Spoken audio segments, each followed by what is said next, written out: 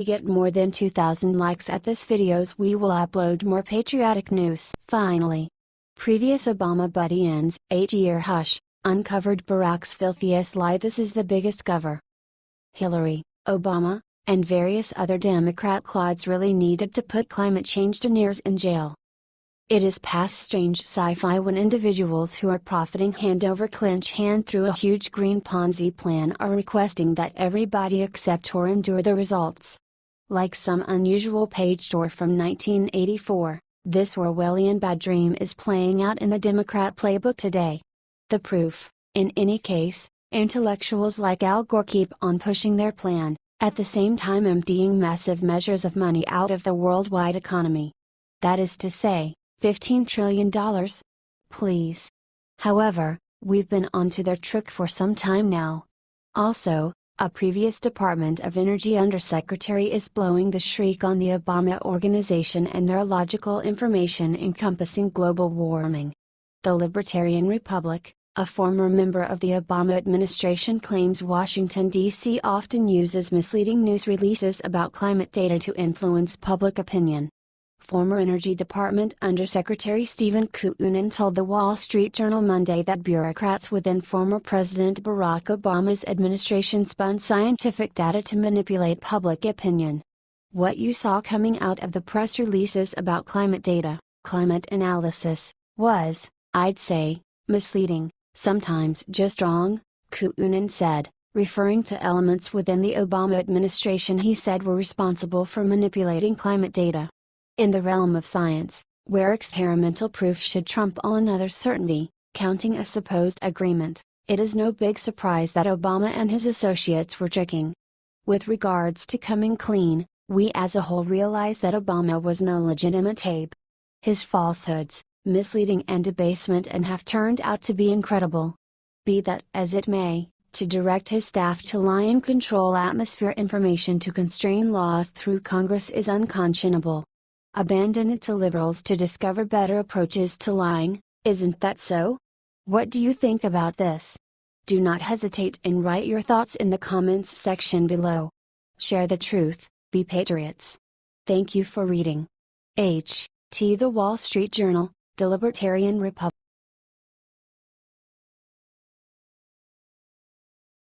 The truth is out. Oprah is mocking Jesus and the Bible. Watch before deleted. Disturbing video footage has surfaced showing Oprah Winfrey openly mocking Jesus Christ and the Bible. The legendary race baiter once claimed to be a Christian woman, but it appears that she has turned her back on God. Here's what she has to say about Christianity now. Oprah has her own network, so she has nobody to answer to and clearly feels she can say whatever she wants. She claims there are many ways to God, but as the Bible tells us, there is only one way, Jesus Christ. Share this story if you think Oprah owes Christians everywhere an apology. H.T. American column.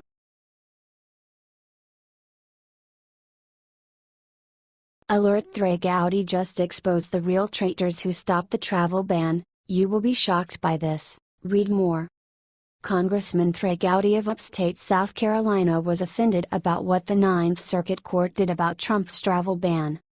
He conveyed a scorching reprimand to them. Recently Gowdy came back to get at the other gathering who trumped a profound damage with sanctioning the ban. Gowdy addressed Martha MacCallum on Fox News and tore into the lawful direction who best draft the ban, and portrayed how they made a terrible showing with regards to the lawful written work, giving the government court the opening to turn it down on the grounds that it was inadequately worded.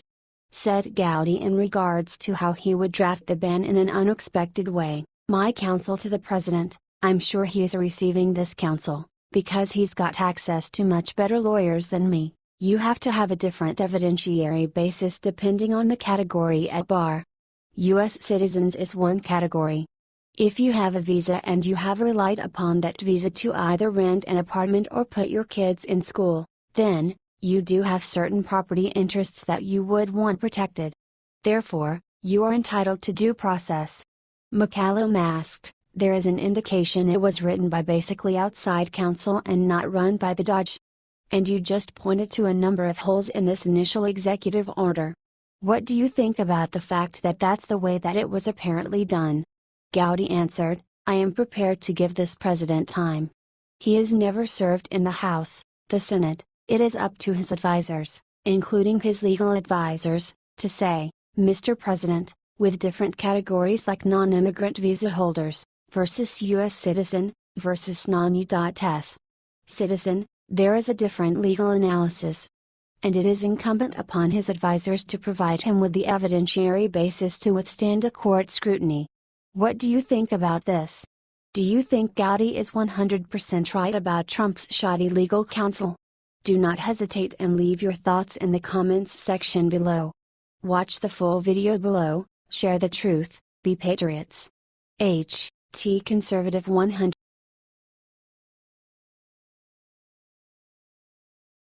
Massive news: Trey Gowdy destroyed John Brennan and gave Trump the best gift of his life.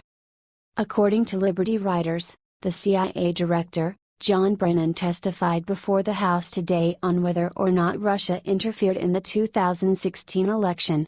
Democratic Representative Adam Schiff asked Brennan if his aides pressured the intelligence community to drop the Flynn investigation.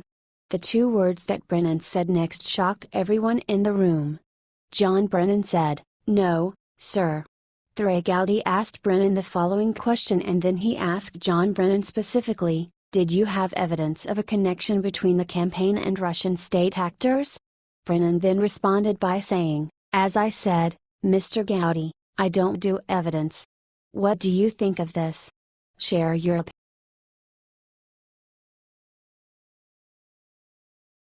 The truth is out. You'll be surprised who just slammed Hillary with a wrongful death lawsuit. The loss of American lives at the embassy in Benghazi, Libya, was a loathsome disaster that few accept couldn't have been maintained a strategic distance from if just those in charge of issuing requests to send promptly accessible help had done as such when help was asked. We've all found out about the cases from Uncommon Operations SEAL groups that needed to go help the diplomat, and the fighters going about as his bodyguards were requested to stand down by people obscure in the Obama organization. Trust me, we as a whole have our doubts about who the obscure individual or people may be. The parents of two of the soldiers murdered do trust they know who is capable and are documenting suit against that individual to get some legitimate alleviation.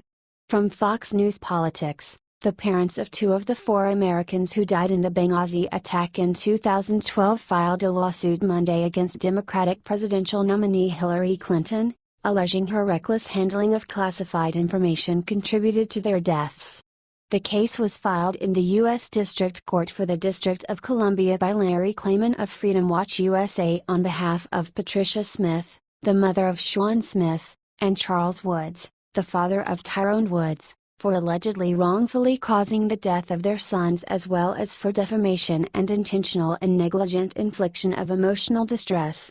The lawsuit suggests that Clinton's use of a private email server contributed to the deaths of Smith and Woods, adding that terrorists were able to obtain the whereabouts of Ambassador Christopher Stevens and thus the U.S. State Department and covert and other government operations in Benghazi, Libya, and subsequently orchestrate, plan, and execute the now infamous September 11, 2012 attack.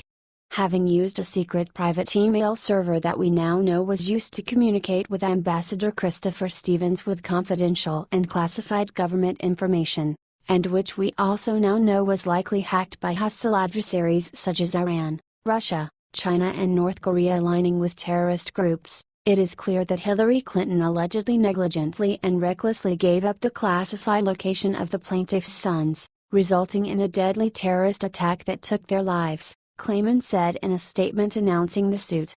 In addition to the wrongful death and negligence charges named in the suit, the parents also claim that Clinton defamed them in statements to the media, according to court documents.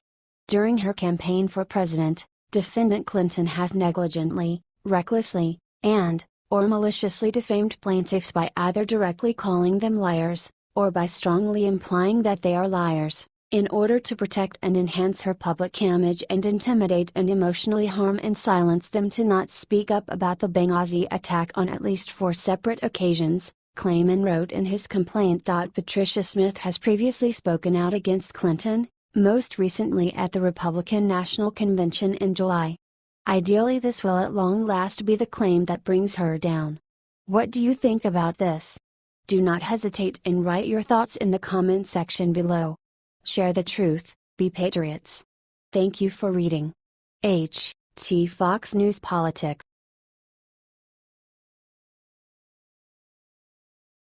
Game changer: Nancy Pelosi might get sacked from Congress after doing this. Nancy Pelosi, House Minority Leader, has been demanding for President Trump to be impeached since the moment he took over office. It looks like a top Republican has had more than enough of it. Well, maybe it's time we expel Nancy Pelosi and the Democrats from Congress, said Mark Levin on his radio show this week. If they're going to talk about impeachment, well, then we need to talk about expulsion. It's time to go on offense. Listen to it here. They talk about impeachment like it's no big deal. It is a big deal. Levin went on to say. They don't really care about the Constitution. It's about power. Pelosi could easily wind up losing her seat in Congress, as her level of popularity has been plummeting ever since she started with her constant and insane attacks on Trump. If you think Nancy Pelosi should be thrown out of Congress, share this